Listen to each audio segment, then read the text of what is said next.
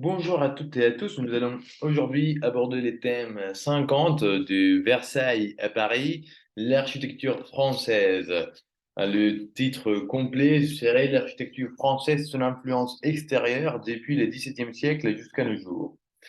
Donc, dans ces thèmes, nous allons aborder 6 points ou 5 points principaux, c'est-à-dire le 16e siècle, le 17e siècle, le 18e siècle, le 19e siècle, le 20e siècle et le 21e siècle, tendance et avenir. Donc, nous allons déjà rentrer dans le vif du sujet. Et pour ce faire, dans l'introduction, nous allons prêter cette citation à l'écrivain Victor Hugo qui dit: L'architecture est les grands livres de l'humanité, l'expression principale de l'homme à ses divers états de développement, soit comme force, soit comme intelligence. Donc, cette architecture qui est les grands livres de l'humanité et qui est l'expression principale de l'homme va alors refléter comment va se développer l'architecture en France. Donc, dans ce sujet, nous allons aborder tous les siècles à aborder, c'est-à-dire du XVIIe siècle au XXIe siècle, les 5 siècles que l'on va donc synthétiser avec leurs différentes tendances et architectes principaux. Étant donné que l'architecture est les grands livres de l'humanité et que l'humain le plus intéressant à étudier dans l'histoire française du XVIIe siècle, c'est Louis XIV, le roi Soleil, on va donc devoir étudier sa résidence, celle qu'il a construite à partir de ce pavillon de chasse qui était Versailles pour son père Louis XIII. Donc il va tout changer, il va tout réformer, tout renouveler grâce à Luévaux. Donc c'est-à-dire qu'il va commander cet ouvrage ou ces travaux sous la direction de Levaux et d'autres collaborateurs, et il va donc diviser le palais en 3 étages. Donc il va y avoir un rez-de-chaussée, comme vous le voyez ici, et puis il va y avoir un étage noble qui est très ample avec les plafonds très élevés, et puis un étage en mezzanine, donc un étage qui va servir ou qui va être utilisé pour le service. Et comme vous pouvez apprécier aussi dans l'image, il y a une symétrie parfaite. Et l'importance qui est donnée à l'eau et au jardin, elle est superbe. Donc, tout est symétrique, tout est fait sur cet axe au milieu. Donc, on pourrait tracer une ligne droite et voir que tout est exactement pareil de l'un côté et de l'autre. C'était jusqu'à ces points-là qu'il y avait les principes de la beauté établis par Saint-Jérôme qui disait que la beauté était dans la symétrie. Voilà pourquoi il y avait cette symétrie à Versailles, étant donné que c'était le roi Soleil, le roi qui disait l'État c'est moi, sa maison devait être magnifique comme lui il l'était. À l'intérieur de ces palais, c'était Mansart qui a été employé pour les décors. Comme vous pouvez le voir, il y a des allons très amples pour les milliers de visites qu'il a fait aménager. Donc, en fait, étant donné que Louis XIV, ce qu'il voulait, c'était prendre plus de pouvoir à l'aristocratie, il l'a fait vivre avec lui pour mieux la contrôler. Donc, en ce faisant, il devait avoir des hôtels, des grandes salles des jeux, d'événements, etc., pour tous les accueillir. Et donc, il devait y avoir des salles très amples, comme celle-ci. On voit aussi que sous Mansart, on a fait la construction des écuries et l'axe reste aussi au centre et la symétrie est aussi la même dans l'intérieur. Tout est d'or, tout est doré, donc il y a des grandes lampes. Et c'est donc grâce à Versailles que l'on a aujourd'hui l'expression c'est pas Versailles ici, quand quelqu'un laisse les lumières allumées, alors que vous sortez d'une chambre, normalement, quand vous sortez d'une pièce et que vous laissez la lumière allumée, quelqu'un va vous dire mais éteignez la lumière, c'est pas Versailles, étant donné qu'il y avait tant de lumière et que le roi Soleil rayonnait dans son palais, comme son palais. Aussi, étant donné que Louis XIV, il était dans pas mal de guerres avec les Espagnols, avec les Italiens, avec le pape, il avait aussi une petite guerre, et puis surtout avec les Néerlandais, les Hollandais et les Anglais. il avait donc une très grande armée, et parce qu'il avait aussi des terres en Louisiane, c'est-à-dire en Amérique. Et donc, il y avait pas mal de soldats qui devaient alors rentrer en France et qu'ils étaient mutilés, qu'ils étaient blessés. Et donc, ces soldats, c'était les invalides. Et c'est à ces soldats-là qu'il a fait construire, en honneur à ces soldats-là, les invalides.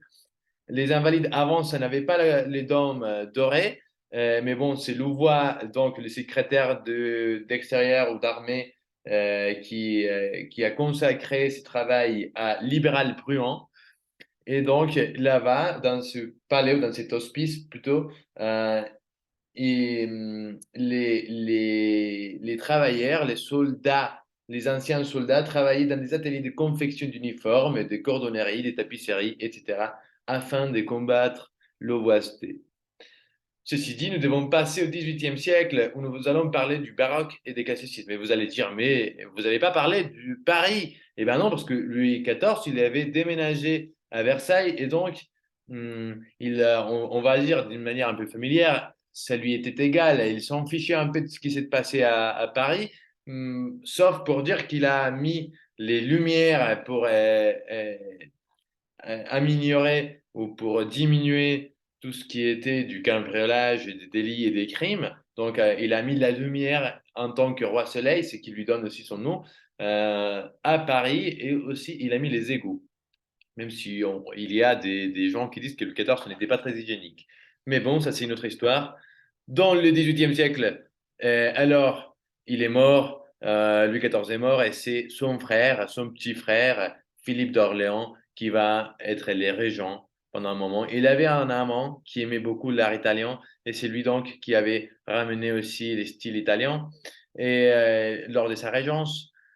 Et donc, il va y avoir le baroque et le classicisme dans ce siècle. Il va y avoir aussi, c'est important de marquer, de remarquer les voyages d'Abel Poisson en Italie et qu'il va aussi ramener en France les styles euh, baroque et classique des théâtres, surtout italiens. C'est ainsi que l'on va construire des théâtres différents avec ce style et aussi des églises. Ici, nous avons les portraits d'une église. Je crois que c'est Lounivielle. Je ne me rappelle plus, je le mettrai dans la description. Donc, où il y a un classicisme un peu rechargé, si vous voulez, où il y a les colonnes du style évidemment classique, mais tout est un peu rechargé. Il y a des feuilles, il y a des éléments végétaux et aussi évidemment des éléments catholiques, des anges, voilà, d'autres statues. Tout était aussi très rechargé. Le marbre reprend sa place comme il l'avait déjà, parce que c'est sauf au Moyen Âge c'était un peu plus compliqué, mais maintenant dans la modernité, il fallait s'en vanter, il fallait se vanter de ce qu'on avait, donc il fallait mettre du marbre. Il y a quelque chose d'intéressant, c'est en fait que les marbres, comme vous voyez, des colonnes d'un marbre rose et dans d'autres couleurs, c'est par exemple si ça arrive à la mosquée des Cordoue. En fait, les mosquées roses, c'est d'un marbre rose qui est beaucoup plus cher, d'accord? Donc ça fait beaucoup plus esthétique. Alors que les colonnes qui ne sont pas marbre rose, qui sont par exemple en blanc, elles vont être dans les parties plus intérieures, plus intimes, où personne ne va les voir, parce que c'était pour s'éventer. Et donc c'est Abel Poisson qui va confier à Jacques Germain Soufflot, alors oui, le Panthéon. À l'époque, c'était l'église des Sainte-Geneviève. Maintenant, ici sur la gauche, vous avez la bibliothèque de Sainte-Geneviève. Mais aujourd'hui, enfin, et c'était surtout au XVIIIe siècle à la fin du XVIIIe siècle, qu'elle a changé de nom pour les Panthéons où l'on allait enterrer les plus importants personnages de la France. C'est d'ailleurs aujourd'hui que l'on trouve, par exemple, Marie Curie ou Braille, entre autres. Donc, il y a eu même beaucoup de débats avec est-ce qu'on devrait mettre dans le Panthéon, par exemple, les dessinateurs de Charlie Hebdo, qui finalement ne sont pas enterrés là-bas. Mais bon, ici, c'est le style classique qui aurait pris. Si, je pense que si vous pensez même à où est-ce qu'on l'a exporté, vous pouvez bien sûr penser à la Maison Blanche des États-Unis. La Maison Blanche, elle, aussi, elle reprend aussi les portraits en triangle, la coupole, les dômes. et aussi les colonnes des styles gréco-romains, évidemment classiques, tout est classique ici. Et voilà, donc aujourd'hui on y trouve les pendules, bon, et pas mal d'autres tombeaux importants. J'ai oublié de dire, donc je vais revenir un peu en arrière ici pour les Invalides. Aujourd'hui, c'est les musées de l'armée.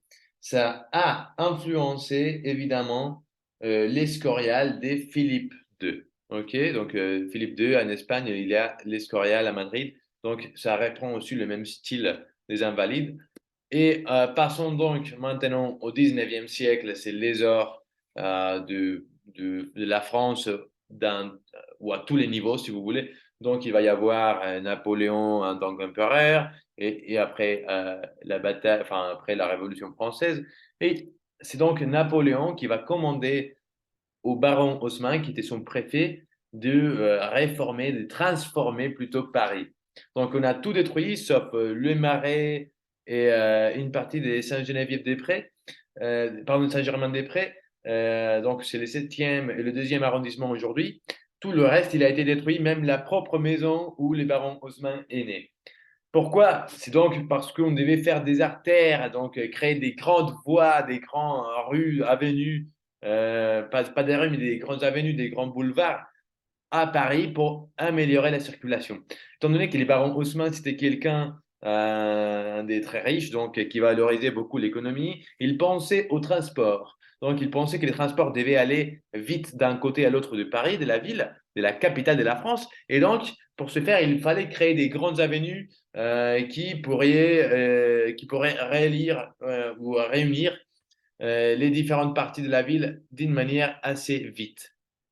C'est ainsi qu'il va aussi construire les bâtiments que aujourd'hui on connaît comme les bâtiments haussmanniens, parce qu'on a tous détruits. Et donc, il y a les bâtiments haussmanniens aujourd'hui que vous connaissez à 6 étages. Donc, au rez-de-chaussée, il y a normalement des magasins, par exemple.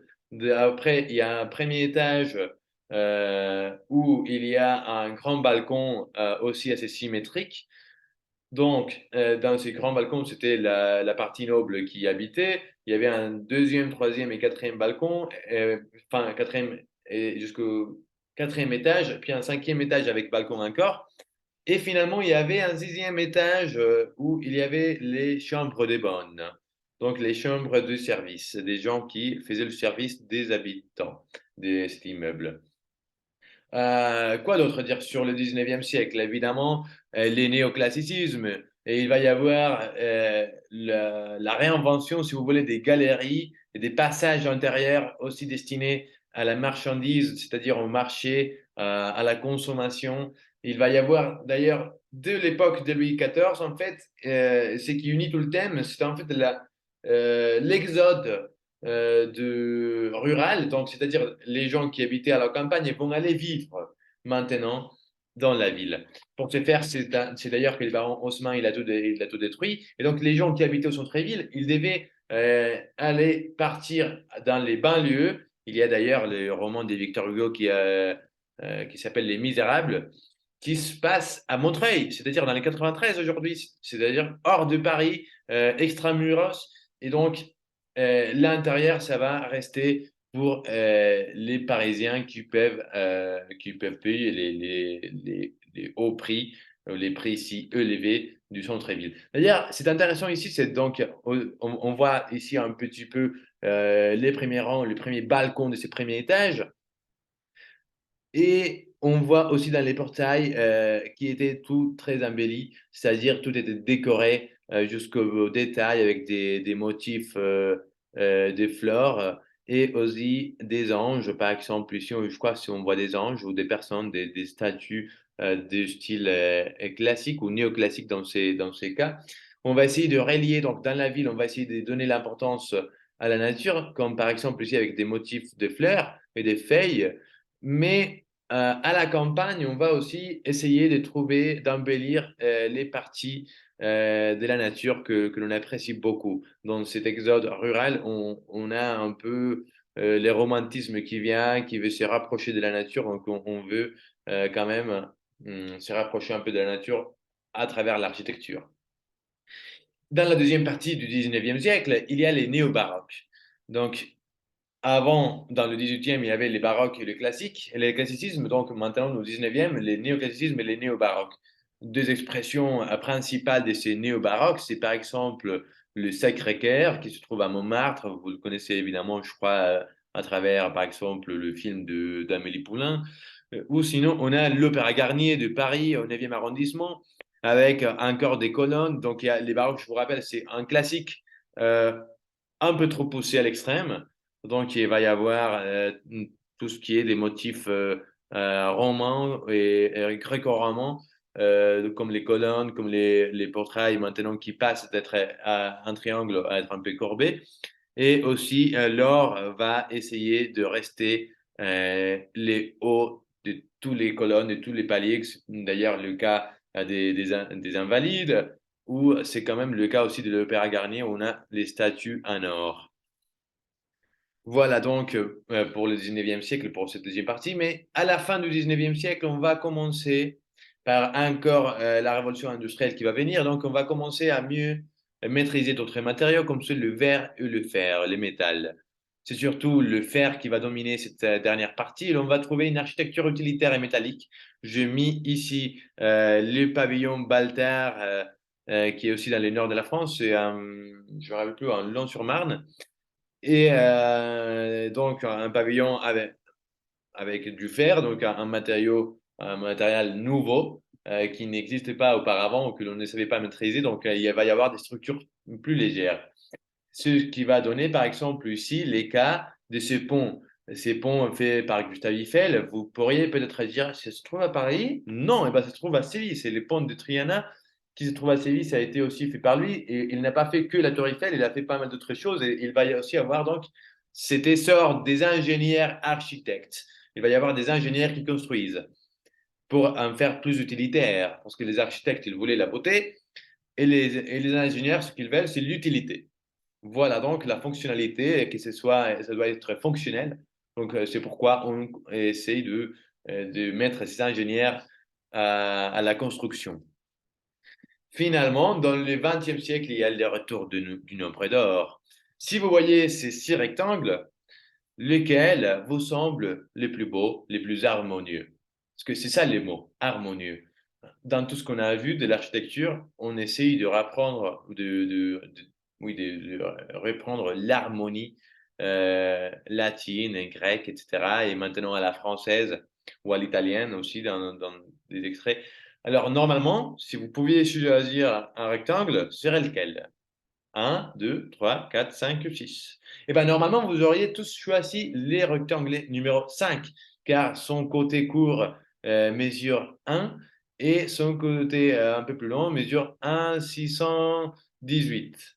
C'est donc les nombres d'or qui, d'après les Grecs, étaient celui des proportions idéales harmonieuses. C'est numéro 1,78 va être alors repris dans le XXe siècle pour pas mal des constructions.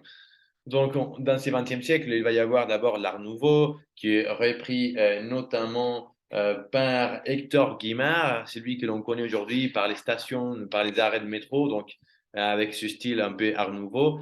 Et puis, dans l'Art déco, il faut évidemment parler du plus grand architecte français du XXe siècle et qui influence aujourd'hui encore, c'est Le Corbusier. Le Corbusier qui était d'abord s'était inscrit dans la faculté d'art pour faire des gravures. Et après, il s'est passé à la peinture. Et finalement, c'est grâce à un de ses maîtres qu'il va commencer de l'architecture. Et après de longs voyages par toute l'Europe et l'Asie et une partie de la Chine, il va revenir en France pour être prof pendant 2 ans dans l'école des arts supérieurs. Et il va donc faire ses villes avec ses besoins de loger les gens. Il va faire d'abord cette ville à Marseille où il va utiliser les bétons en tant que matériel principal pour ses constructions et qu'il va colorer un peu pour éviter l'uniformisme euh, d'en fait de ces comment dirais-je de ces bétons qui est un peu moche, qui est un peu laid.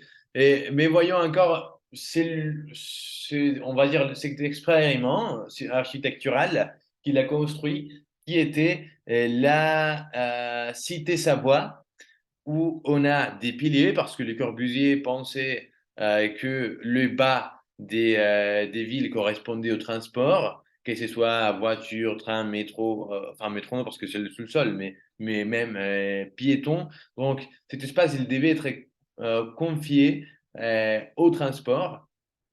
Et puis dans un deuxième étage, il devait y avoir, c'était un étage un peu plat, mais qui avait des fenêtres que l'on pourrait balayer, si vous voulez, que l'on pourrait bouger de façon latérale.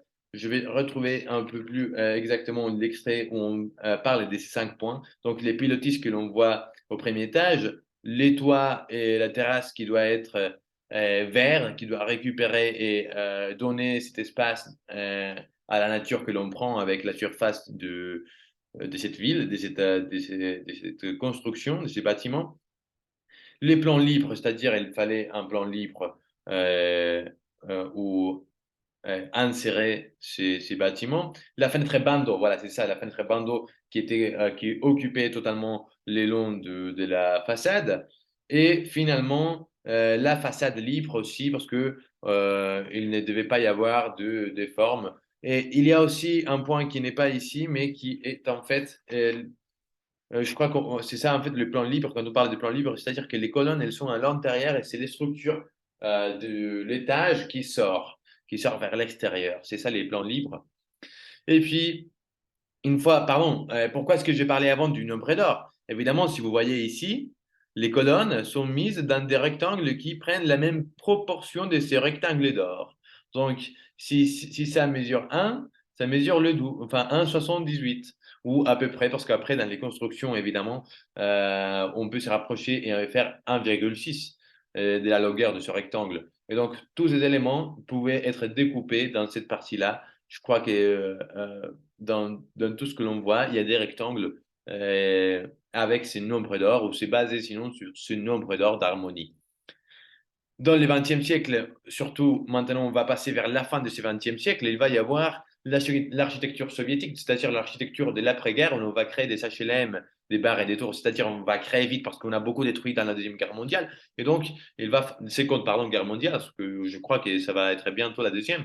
Donc, on va créer des HLM, des bars et des tours pour pouvoir loger tout le monde, tous les citoyens, et après, vers les années 70, des années 70 aux 90, il va y avoir l'essor de l'architecture par François Mitterrand. François Mitterrand, je le sais, c'est un président, ce n'est plus un roi. Mais il prend aussi le relais de Louis XIV qui a voulu créer les châteaux de Versailles pour se glorifier soi-même. Et donc, François Mitterrand, il va faire la même chose.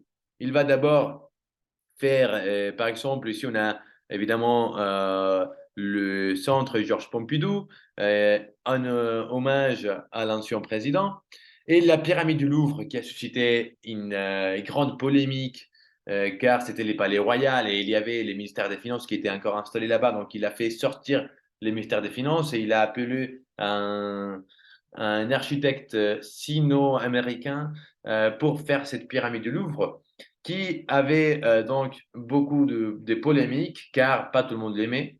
À l'époque, c'était pas du tout aimé, alors qu'au XXe siècle, elle a gagné le prix architectural comme le plus beau monument bâti, créé, désigné, et finalement, oui, construit du monde. Donc, prix d'architecture du XXe siècle, c'est cette pyramide qui reprend après la pyramide inverse, qui n'est pas dessous, d'accord, c'est dans un autre côté, mais elle est aussi.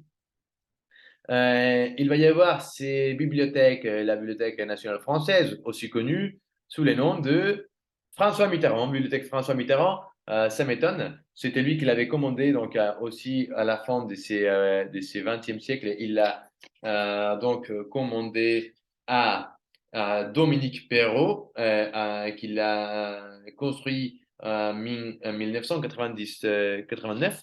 Et à l'intérieur, on a créé un petit écosystème où on a un jardin arboré. Et donc, dans les quatre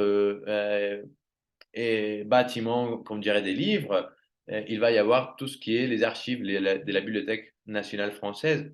Et finalement, ici, il va reprendre aussi un monument, un élément principal de Paris, c'était la Bastille. Vous connaissez tous la prise de la Bastille, en 1789.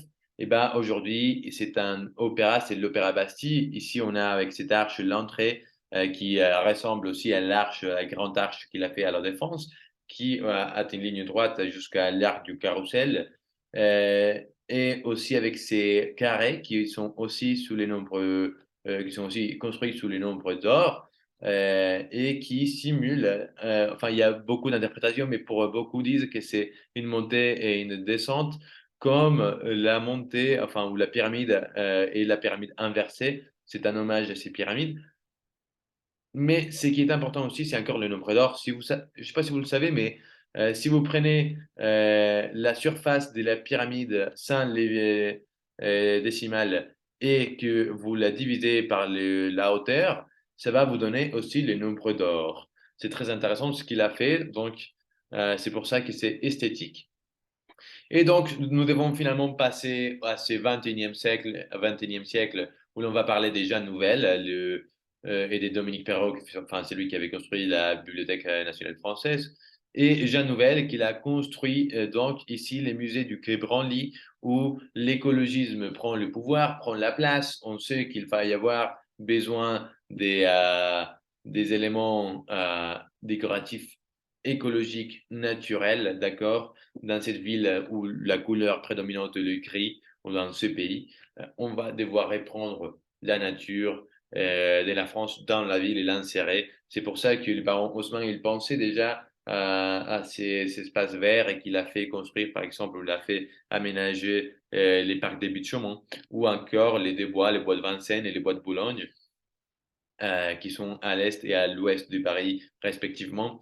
Et dans un petit regard à l'avenir, on peut penser bientôt, enfin c'est l'avenir, mais c'est presque le présent, les grands paris et les Jeux des Paris 2024. Il va y avoir pas mal de constructions qui sont vraiment formidables donc dans ce nouveau Grand Paris où l'on va essayer d'aménager, d'agrandir aussi jusqu'où arrivent les métros et les RER. Et donc, avec ces métros et ces RER, je crois qu'on va mettre même on va arriver jusqu'à la 17e ligne de métro pour, on va dire, comprendre tout ce qui est l'Île-de-France et que toutes les banlieues puissent venir facilement au centre-ville, à Paris intramuros. Voilà donc pour ce thème. Finalement, on peut y ajouter une petite conclusion, comme quoi donc l'architecture, elle est basée ou elle doit suivre des impératifs politiques, esthétiques et des besoins humains. Et il doit aussi surmonter maintenant le défi écologique. Euh, Ce thème est important si l'on veut préparer des séjours touristiques et ce soit en ligne ou en présentiel. Et ça va aussi aider, motiver nos élèves et éveiller leur conscience et leurs compétences en conscience et expression culturelle. C'est un thème assez long, c'est vrai, mais c'est quand même un thème assez beau aussi. Et donc, je crois que l'on va mieux comprendre la société française en comprenant son architecture, car, comme le disait l'écrivain Victor Hugo, l'architecture est l'expression de l'humanité. Le livre de l'expression de l'humanité. Donc, voilà, je vous vois dans la semaine prochaine avec un nouveau thème. Au revoir.